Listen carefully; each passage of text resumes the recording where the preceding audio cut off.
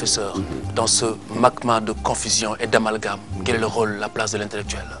Au fond, il y a un rôle qui est celui-là de l'intellectuel. Mais j'ai l'habitude de dire que malheureusement, l'intellectuel, et en particulier l'intellectuel sénégalais et africain d'une manière générale, mais sa mission est une mission hardie, sa mission est une mission pénible. Pourquoi? Parce que dans une société dans laquelle les principales contradictions, les gens s'en sont libérés d'ordre matériel et biologique, il y a moins de problèmes. Mais dans une société, comme j'ai dit, de l'indigence, une société du dénuement, de la pauvreté, de la misère morale et spirituelle, l'intellectuel, vous êtes d'accord avec moi, que sa mission s'en trouve décuplée. Mais malheureusement, j'ai dit, face à cette mission fondamentale, les intellectuels sénégalais et africains de manière générale, ils ont fini de vendre leur âme au diable. J'ai dit, quelle est la figure de l'intellectuel? C'est celui mais qui pavade, qui trône sur des plateaux de télévision, qui derrière en réalité ne court que derrière des honneurs et des privilèges, alors qu'en réalité il rate la compréhension des contradictions de son milieu. Parce qu'il me semble que l'intellection, son attitude est double. C'est d'abord une attitude de critique, mais également une attitude de doute, mais également une attitude de jugement, mais d'un jugement qui sera plus tard incitation à l'action. Mais je disais quoi?